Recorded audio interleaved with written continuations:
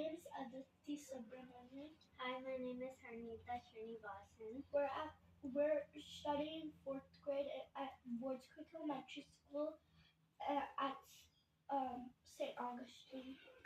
For our STEM Expo, our project is we're finding materials for houses so they can withstand hurricanes. For our house number 1, we used school glue for the base and plywood for the wood. For house 2, we used school glue to stick the plywood and tape to stick the roof to the house. For house 3, we used construction glue and plywood.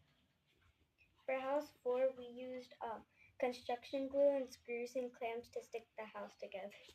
So we used different leaf blowers for the hurricane wind speeds, and here are the results.